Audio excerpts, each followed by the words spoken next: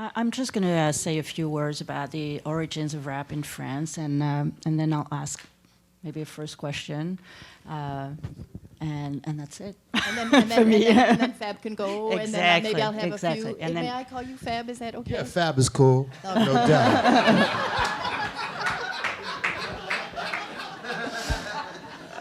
Right. And then if there's some questions from the room, then we'll go to the room. Okay. Yeah. Okay. So rap was born in France in the mid-'80s, as probably a lot of you already know. Imported from the States, it rapidly took roots and developed into a kind of its own. Today, France is the second biggest market for rap production and distribution, right after the US. Back in the 80s, though, French rap was still at its beginning and very much the main medium for French youth to make its voice heard. Why then and there, and why rap?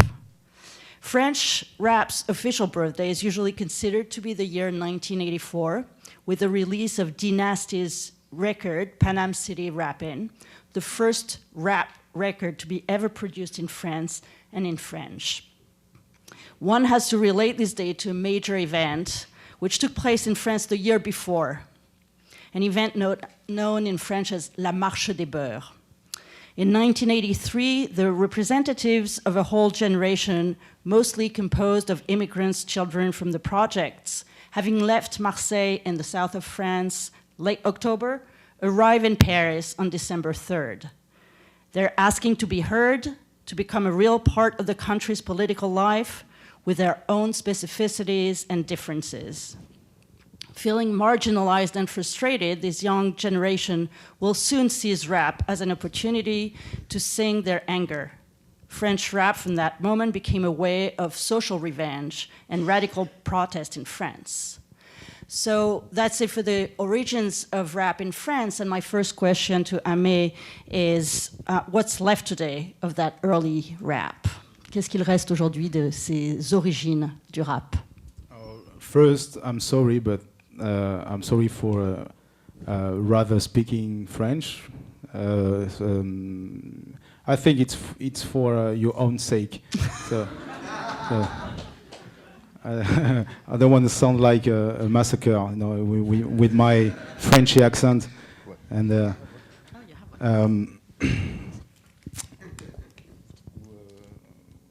I don't think I have to translate that. He doesn't want to massacre English, and so he's going to speak French. Hein? Bah oui, bien sûr. Oui, oui, oui. Alors, la question de savoir ce qu'il reste des origines, de l'esprit des origines.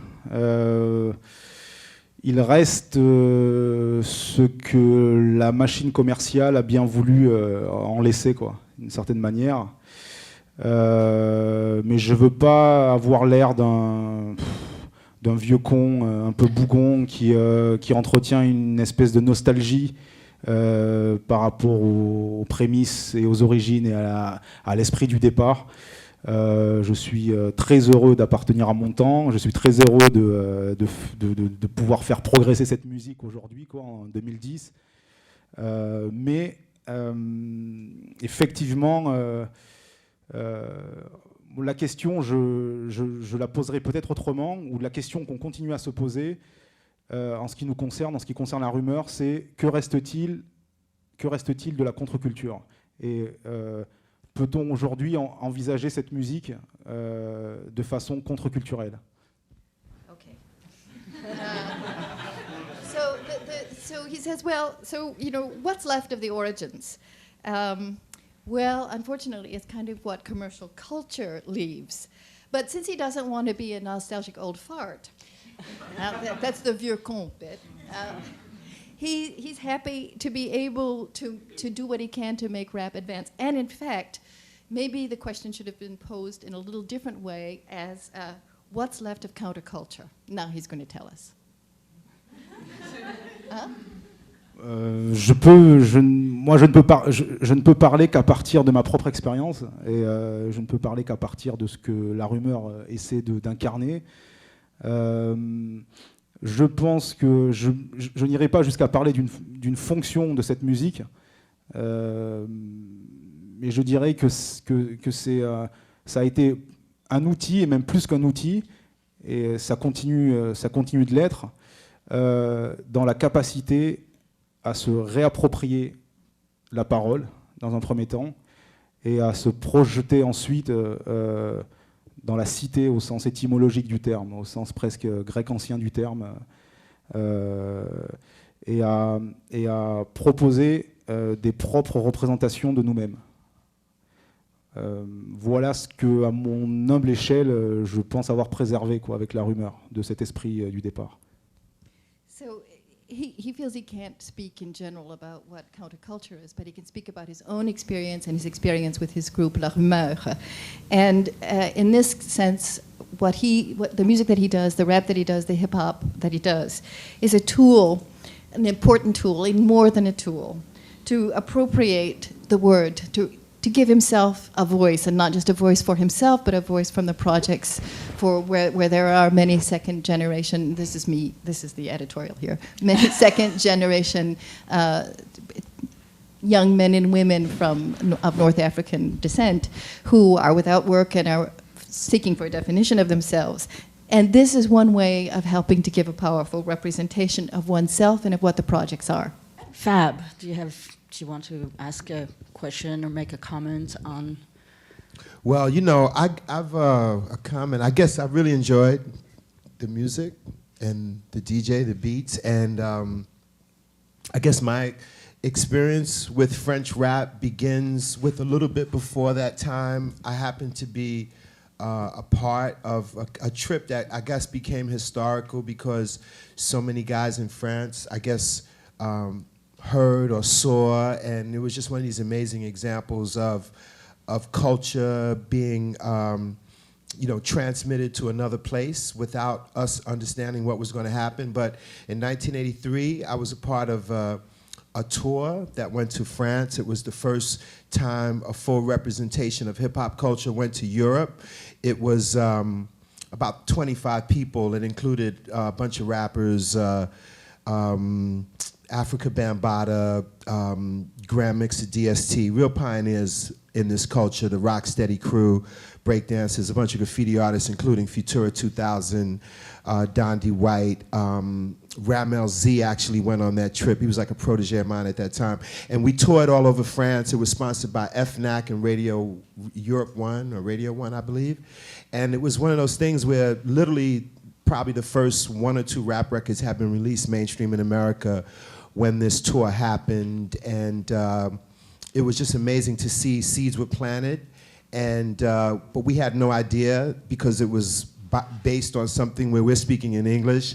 And as a person that's been to France many times, I don't speak any French, but you can get a vibe. Me and my friend Chantal were like, you know, we don't understand what he's saying, but you can feel like this is some serious shit. Like, it's not about, like, nah, seriously, like, it's not about throw your hands in the air, which is what hip-hop was based on. It was based on a party. Let's have fun. Let's let people know that we're here, who we are, from places in New York City that were forsaken, and nobody really wanted to go to the deepest depths of the South Bronx or deep parts of Brooklyn or Upper Harlem where this culture was developed. So then from, hey, here I am, I'm cool, I'm fly, to the message, broken glass everywhere, like, wait a minute, this could be a means to really tell some stories here. And then for that to go in many places around the world, like hip-hop in the suburbs of France, where cats like him come from, in every country in Africa, many countries in Asia, throughout South America, has this tone and attitude where it really is a voice for the people. So it's astonishing and amazing to me that to see how deep the roots go and how big this tree has become.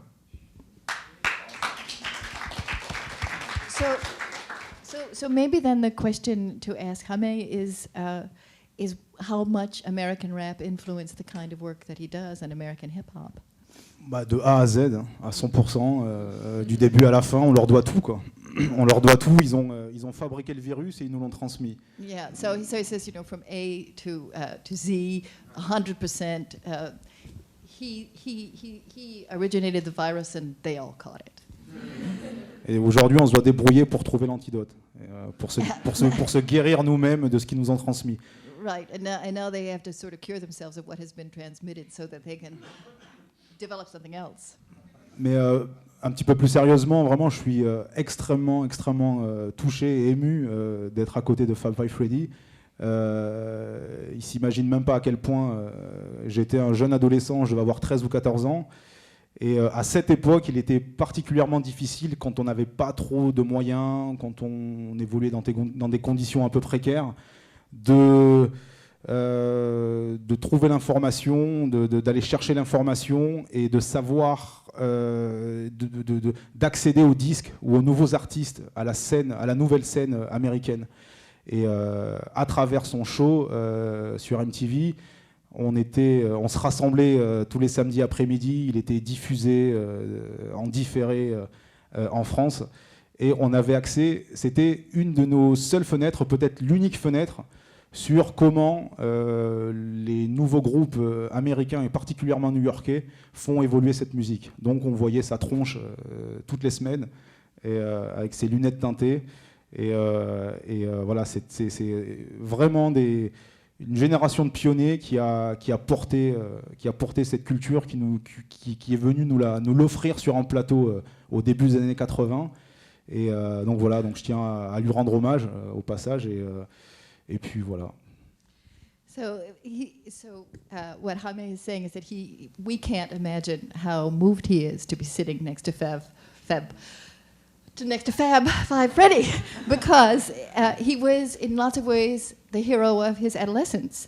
When he was 12 and 13 and living in somewhat precarious situations in the projects, it wasn't very easy to have access to the new music that was coming from the United States. But luckily, MTV was rebroadcast every Saturday afternoon. So he would sit around with his gang of friends, and every Saturday afternoon, they would watch Your Face and Your Dark Glasses. And it was really the beginning of his apprenticeship, so to speak. And he says thank you very, very much. So I have a question. Can I ask a question? Of course, Okay. you may. This is. I was struck by the words in all of your rap, but I was especially struck by this repetition of air and ink, de l'air, de l'encre, de l'air, de l'encre, de l'air, de l'encre, almost as if writing and breathing and drinking water are part of the same phenomenon. In other words, in order to live, one has to express oneself. Is that what rap is for you? Mais oui, c'est une façon peut-être un petit peu, comment dirais-je,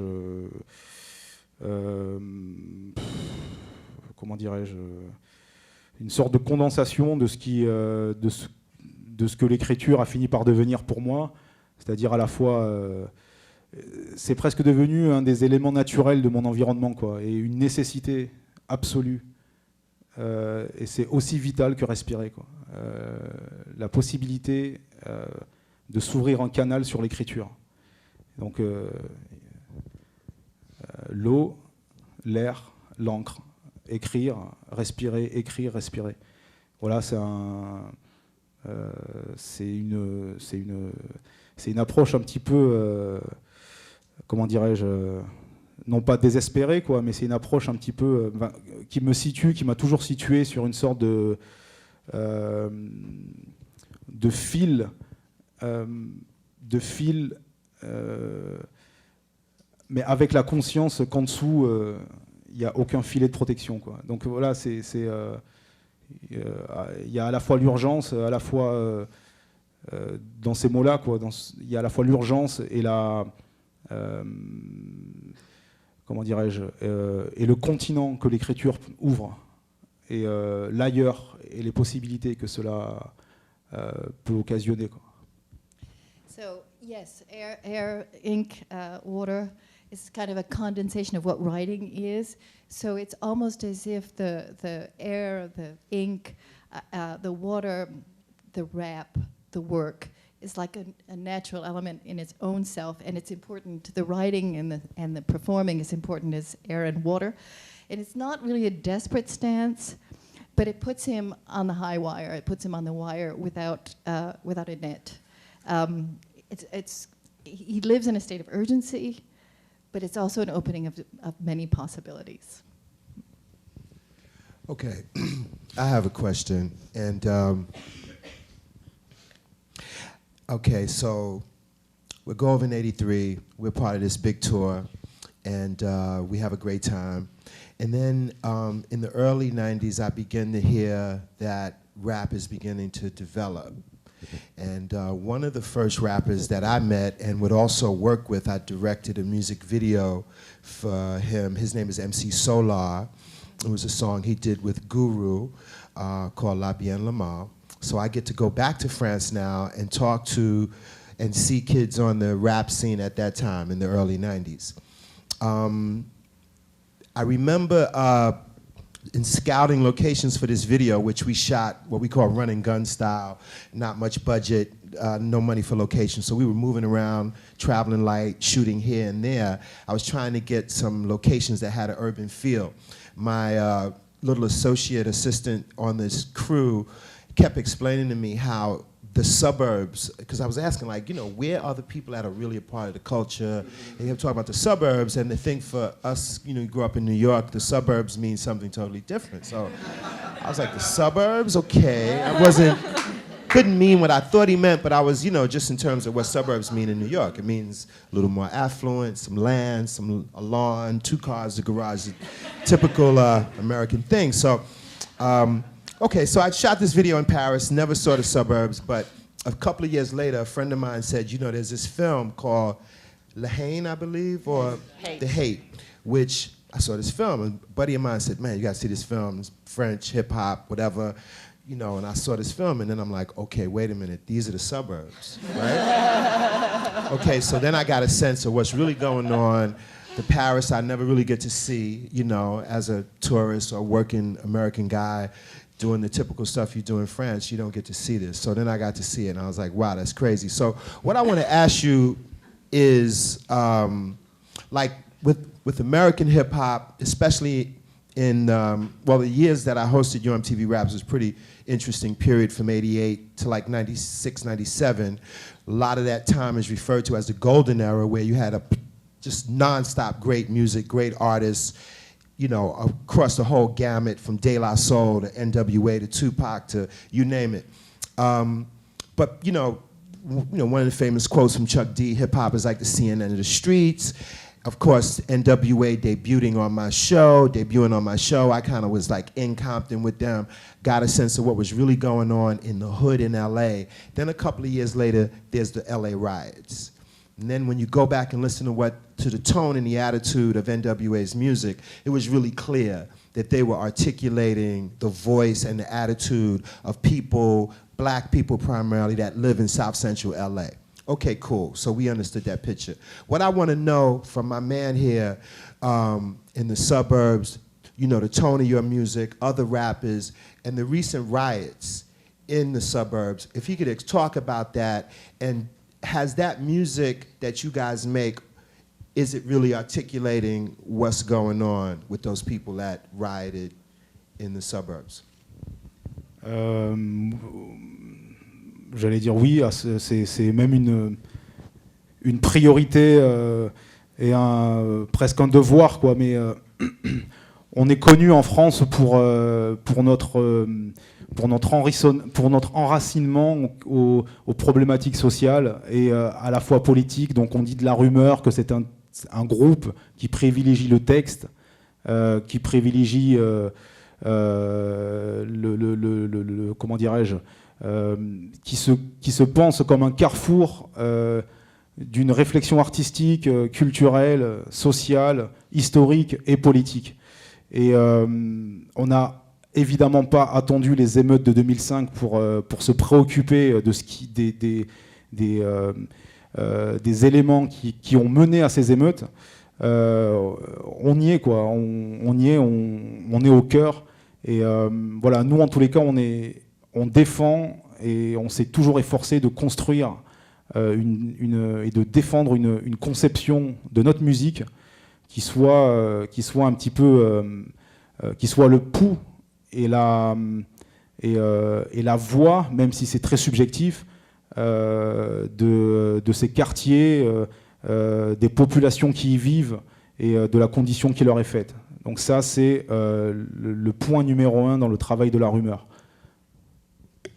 So, yes, that what Jaime said, that the music that he's done and the music that is done by his group La Rumeur, they feel the music as a kind of duty to explain the problems of what I suppose we could call the projects. It's very hard to figure out how to translate banlieue. So you put your finger on one of these kinds of untranslatable words, right, in English, because banlieue does translate as suburbs, but it sure don't look like the suburbs, right, and the way we think of them. So I'm saying projects, but it's not exactly projects either, okay? I'm just using that as a kind of way to try and translate it. So yes, and especially La Rumeur, his group, is very well known for their texts. So it's not just the beat, it's not just the rhyme, it's not just the body energy, it's also what's said in the text that takes on the sociology, that takes on the politics, that takes on the cultural situation of the projects. And they feel that their music is the pulse and the voice, and they felt that way before 2005. But I think we could ask more specifically if you foresaw in the music that you were writing, or even thinking about making the music, that what happened in 2005 was going to happen. C'est ce qu'on a dit de nous. C'est un petit peu prétentieux de dire oui, on l'avait prévu, on était clairvoyants, mais c'était lisible, pas simplement chez La Rumeur, mais chez beaucoup d'autres groupes. C'était lisible, et je pense que ça c'est universel, quoi. Je pense que dans le rap, si on tend l'oreille, si on lit entre les lignes, si on sait écouter cette musique, c'est le réceptacle de quasiment toutes les contradictions des sociétés contemporaines en Occident. Ailleurs, je connais mal le rap en Amérique du Sud ou en Afrique, mais je connais assez la scène anglaise, la scène allemande, la scène américaine, ça va de soi, la scène espagnole. Et on se rend compte d'une chose, c'est que partout où le rap a essaimé, il a été adopté et il a été porté comme par hasard, des sans-voix, des gens qu'on ne veut voir nulle part, et pour des histoires qu'on ne veut pas entendre, des termes qu'on ne veut pas entendre, et voilà, qui sont parfois pas très beaux, qui ont le... Et donc voilà, oui, effectivement, à travers le travail de La Rumeur, d'une certaine manière, il y avait les émeutes de 2005 étaient déjà là, mais j'allais dire que c'est valable pour, comment dirais-je, pour tous les artistes, et au sens large, quelles que soient les disciplines, qui s'efforcent de penser leur travail à la hauteur de leur époque. So there's a way in which every artist who tries to do work in conversation with their epic is going to feel this kind of thing ahead of time. It's almost an intuitive sense that artists have, says Jaime. But his group was certainly accused, one could even say, but thought to have foreseen in their lyrics and in the music that they did the riots of 2005. But he said it wasn't only his group, it was all of the rappers at the time. It was inscribed in what they were doing, because rap is like the receptacle of society's contradictions, and the rap that they were doing was like that. So, what is difficult about it, and what's also paradoxical about it, is that the music that they make, and I'm sure this is true of rappers in the United States and maybe rappers everywhere, and this is one of the things that Jaime is saying, it's done by people that other people don't want to see and don't want to hear, but if they would just listen, they'd see what was coming. I would like to invite people in the audience to maybe ask questions to Jaime. I'm just wondering if we could have a lyric or two translated. I know that Mary Pratt has been working on this a little bit too. Did you bring your text with you, Mary? So let me tell you the titles of the songs, the titles of what we heard, because that's a start. The first, it wasn't exactly, you didn't do it in this order, but there was La meilleure des polices, which means the best cop, right? And the best cop, of course, is the worst cop, and the best cop in this song turns out to be the cop that you carry around in your own head. So we could do something from there. And then there was un chien dans la tête, which means a dog in my head. So a lot of these songs that you heard have to do with kind of self-censorship and the kind of beast that you carry around in your own head that keeps you from doing what you need to do. Then one that I like an awful lot. Well, I like them all. They're very complicated lyrics, and they were terrible to translate. So I don't know how you did this, Mary. But anyway, one called L'Angle Mort, which I translated as Blind Alley, which is something which is a rap looking for freedom. The most radical one, the only one that seemed to be hopeful, that a chance of revolt is now, because otherwise they're fairly desperate. It seemed to me. I'm a very tortured guy. You're a very tortured guy. and then one called The Wall, which and I also like The Wall a lot. It's like kind of the personified walls of the project. I always think of this is A Midsummer Night's Dream, and I talk about Shakespeare. You know, there's that wonderful intertext in A Midsummer Night's Dream in which Pyramus and Thisbe play against the wall. Well, these walls in Hamé's rap talk just as much. And he personifies, or he actually kind of uncannily portrays himself as a crow cawing next to the walls. But so you have the translations Yeah, I have here? some translations. Yeah, Do you want to read I would. the lyrics in English? Some of I them. could do that, but you know what I really want to know about a little bit more, if you could give a little explanation of what the situation with you and Sarkozy was about. Was it about lyrics and censorship initially, or what was that all about? Alors, il a attaqué un texte, mais pas un texte, pas une chanson, pas un lyrics, un texte en prose qui a été publié dans notre propre magazine, La Rumeur Magazine. Et c'est un texte de 4 pages et qui s'attaquait à, comment dirais-je, à l'hystérie médiatique et politique au début des années 2000 en France, et qui visait à faire de la jeunesse des quartiers populaires une menace, un danger, une horde de loups à la périphérie des villes et de la République. Et alors j'ai essayé de renverser la perspective et de dire que la pire des insécurités, elle nous est cachée, qu'elle est structurelle, qu'elle est sociale, économique, et donc pour aller vite, je passe en revue, comme ça j'égrène différentes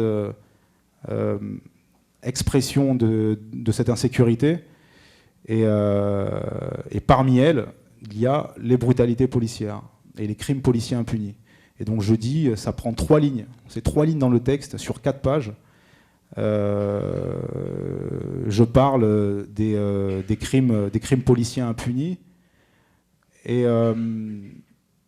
du fait que cette histoire serait vouée à rester invisible. Et je parle aussi je fais un petit peu l'analyse d'une tradition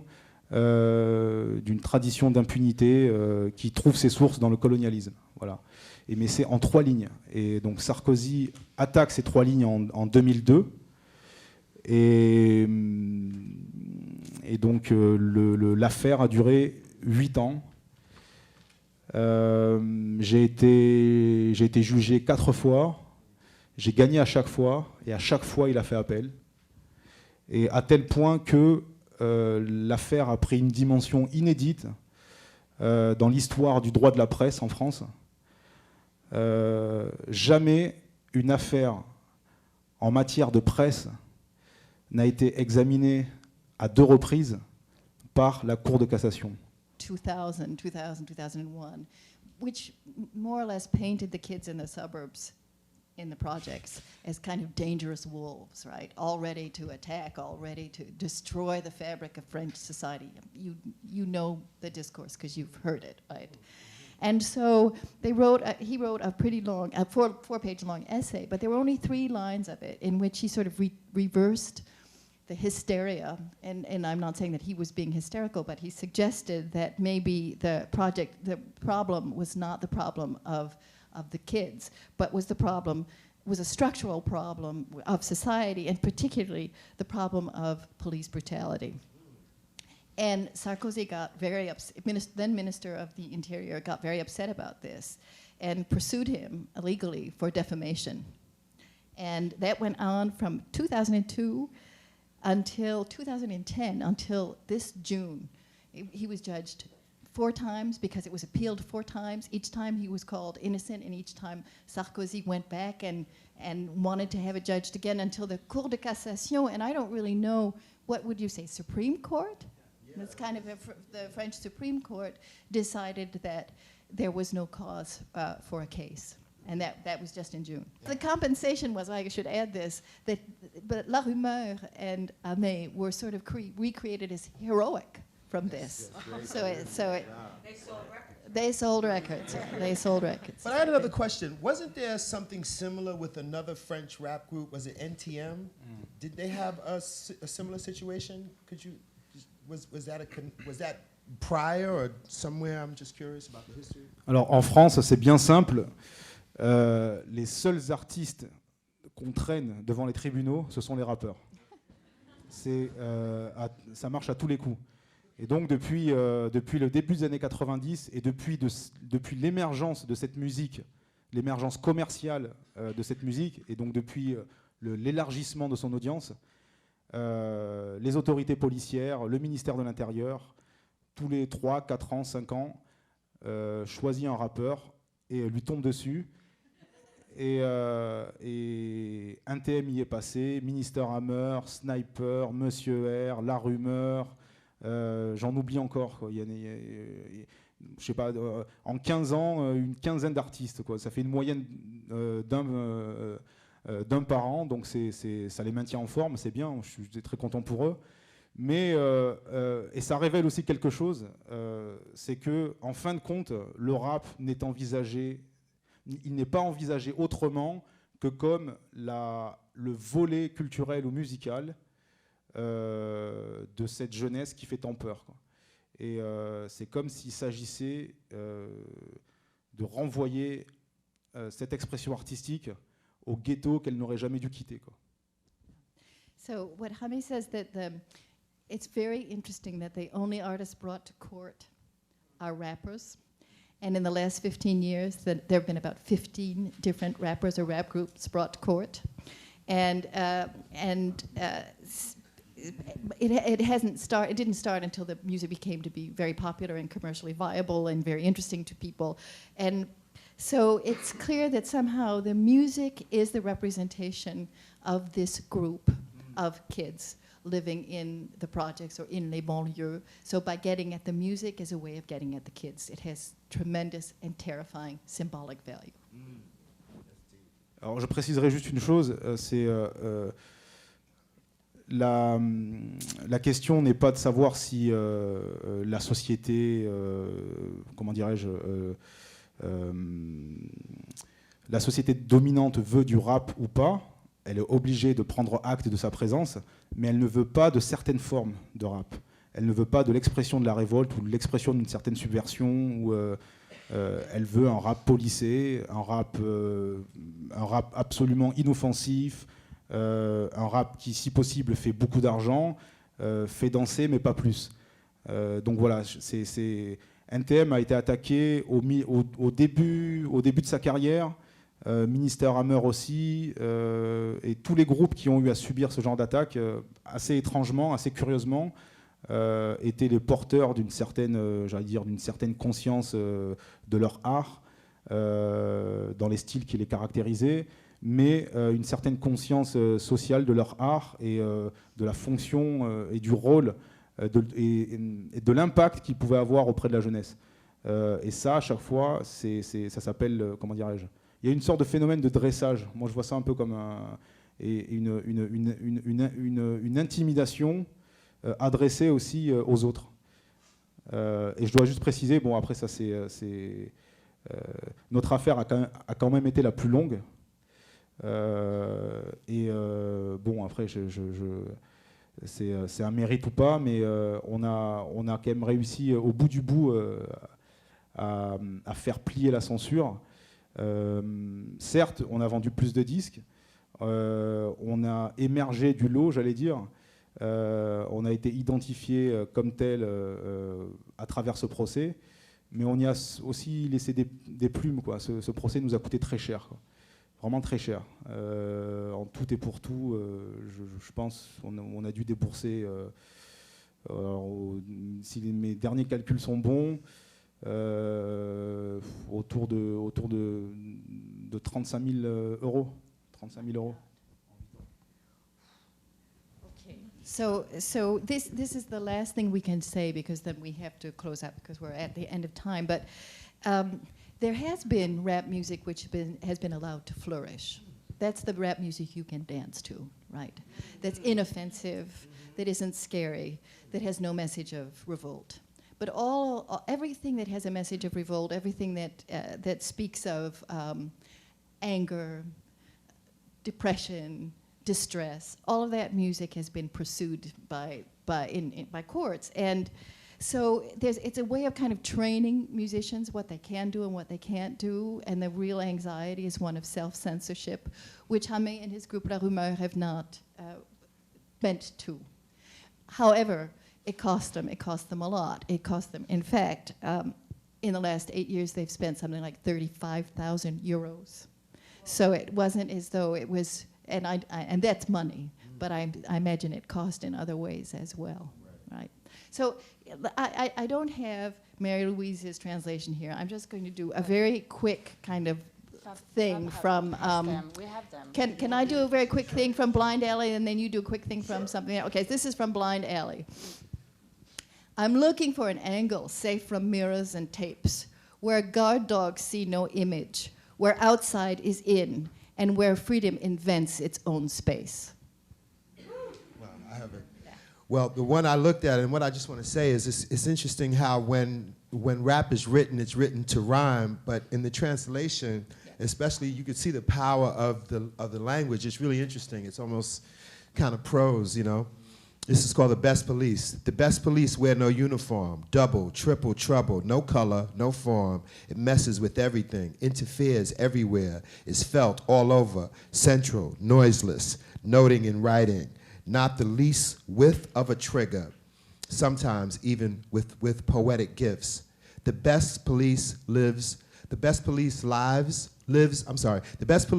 unmatched in the art of us all sitting down to the table, each in place, each back in our cage, sweet, good, no effusion or rage, no need for the cudgel, no need for handcuffs. Oh, yeah. It just, the whole thing felt incredible, like reading it.